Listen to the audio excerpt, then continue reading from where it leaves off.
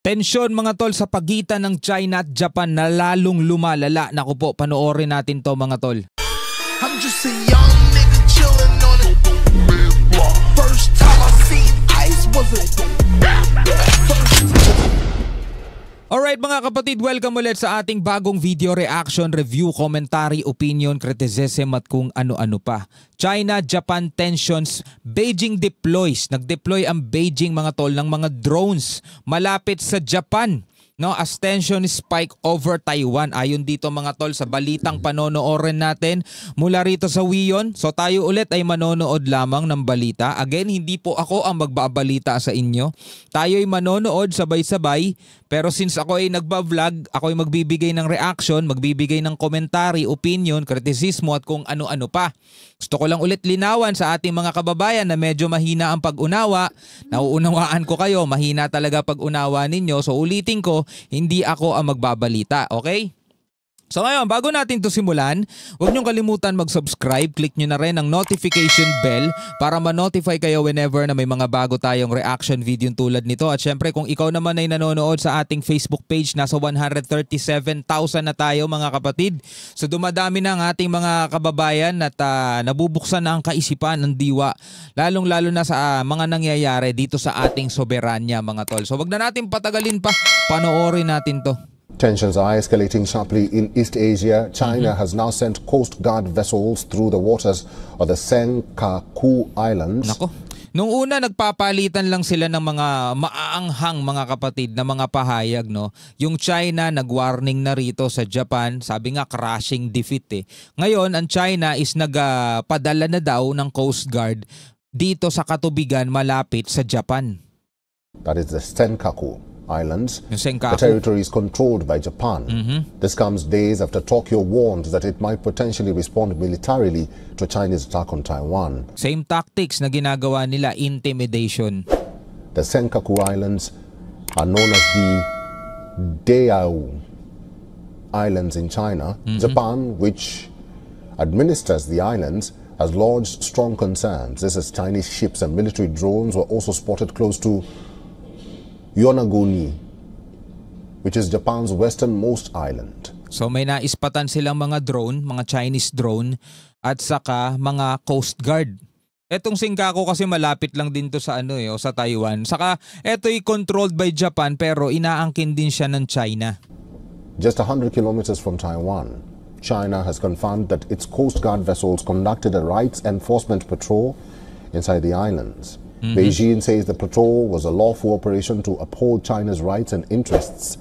According to Kyodo News, Japan's chief cabinet secretary said that Tokyo has conveyed a strong protest to China. However, officials did not detail what measures were requested. This came after Beijing warned its citizens against traveling to Japan. Taiwan's defense ministry says they have detected 30 Chinese military aircraft, 7 Navy ships and 1 Coast Guard vessel around Taiwan over the past 24 hours. Ang China na kasi ngayon na may pinakamalakas na hukbo at pinakamalaki. I mean, hindi naman pinakamalakas, no? Kasi syempre, iba pa rin yung may experience talaga. Pero dahil nga sa mga naipakita na nila na sa dami ng barko, diba? Sa dami ng sundalo, laki ng bansa nila kumpara. Nakita mo kanina yung video ito. Asan ba 'yon? Kanina, diba? Ayan, no? Nakikita niyo 'yan. Kita mo naman kung gaano kalaki yan. Di na nga nagkasya sa screen eh. Oh. Eto Japan, eto China. Napakalaki niyan, di ba? So sa sobrang laki niyan mga tol, napakalaki rin ng hukbo niyan. Yung mga sundalo, marami silang mga barko, kaya nilang kalatan lahat ng mga teritoryong gusto nilang puntahan. Ang dami nilang eroplano, meron silang mga malalaking artificial island mga kapatid. Di ba? Kumbaga, pwede mo na nga silang itapat sa laki ng puwersa ng US Army. Diba? So ngayon mga kapatid, eto na. Dahil nga nagkakasagutan sila nitong Japan at saka ang China, medyo kumikilos na sila at nakikita na nga ng Japan yung presensya ng China rito. Eto tanong lang naman to Ito ba'y pagpapakita ng puwersa ng China sa Japan bilang pagtuligsa doon sa mga pahayag na binitawan ng Prime Minister ng Japan? Ano sa tingin ninyo? Tuloy natin mga tol. And 1 Coast Guard vessel around Taiwan over the past 24 hours. The spat has been sparked by comments from Japanese Prime Minister Sanae Takaichi. She says that a Chinese attack on Taiwan could amount to a survival-threatening situation which potentially triggers a military response from Tokyo. While running for president of the Liberal Democratic Party, she had stated that a military contingency by China against Taiwan was in fact or in effect a military action against Japan. Kumbaga yun ang mga pahayag na hindi nagustuhan ng China eh. Sabi nga kasi ng Japan, kung sakasakaling umatake daw ang Beijing dito sa Taiwan is matitrigger yung kanilang military forces. Kailangan nila maghanda, kailangan nilang kumilos. Which is yun nga yung bagay na hindi nagustuhan ng China. Kasi ang gusto ng China mangyari, dapat wala kayong say. Kumbaga magbingi-bingihan kayo, magbulag-bulagan kayo. Ano man ang mangyari dito, dapat amin lang to. Wala kayo dapat pakialam. Wala kayo dapat komento, wala kayo dapat kahit ano. Kasi nga mga tol, sensitibo sila sa ganyang mga bagay. Kahit na anong sabihin mo basta may kinalaman sa Taiwan, medyo magre-react sila dyan. Ang paborito nilang mga bitawang pananalita is yung wag ka makipaglaro sa apoy, diba? Don't play with fire. At lahat ang mga naglalaro sa apoy ay sila ding nasusunog, diba? Yun ang, kasi halimbawa na lang dito sa Pilipinas, ganyan din yung naging issue natin eh.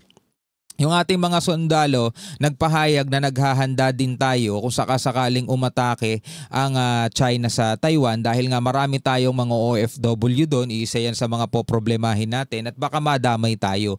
Yung mga word na yon mga tol, kinagalit din nila. Diba? Hindi daw rumerespeto sa One China policy, ganyang mga bagay. Don't play with fire, diba? Those who play with fire will get burned, di ba? Yun yung mga paborito nilang salita. Masyado silang sensitibo mga tol sa bagay na ganyan. Kaya ngayon, eto na ang pinakabagong issue. Japan at China, nagkakainitan sila. Takaichi had cited Japan's geographical positioning and said any regional conflict that threatens sea routes, including a conflict in the Taiwan Strait, could threaten the country's food and energy security and pose an existential risk to Japan. O yun nga eh, di ba? Ang concern kasi nila, ang concern nitong Japan is makaapektuhan mga tol yung kanilang ekonomiya. Kung ano man ang mangyaring kaguluhan at mabablock yung mga daanan ng mga kalakal, di ba? Maaapektuhan yung daloy ng kalakalan, maaapektuhan din mga kapatid yung ekonomiya nila. Yun yung concern ng Japan. Di ba? Kaya sabi nila baka maging survival threatening to. Hindi yun nagustuhan ng China. Mga tol, kaya hindi mo rin talaga maintindihan kung anong nangyayari sa mga panahon ngayon. Masyado silang maiinit no? Election this year was welcomed by the Taiwanese government. In a post on social media, Taiwanese President Lai Ching-te had congratulated Takaichi, calling her a steadfast friend of Taiwan. Takaichi has visited Taiwan multiple times before her election as Prime Minister, as a member of the Japanese House of Representatives, including in April this year.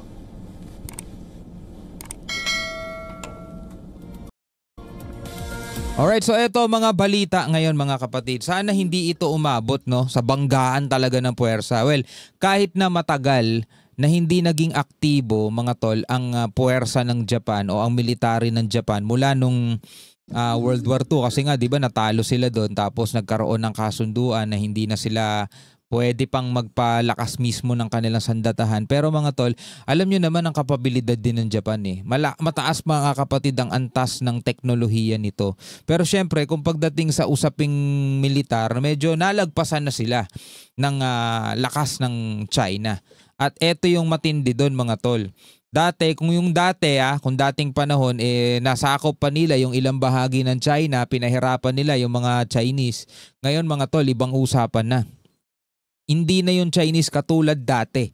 Malakas na sila ngayon. Maari na silang pumalag o maari na nga silang manakop Ganun na sila ngayon mga tol. Pero sana hindi umabot sa ganung mga punto.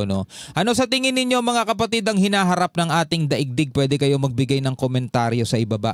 Maraming salamat sa inyong panonood. Hanggang sa muli, ako nga pala si Shobal D. Peace out.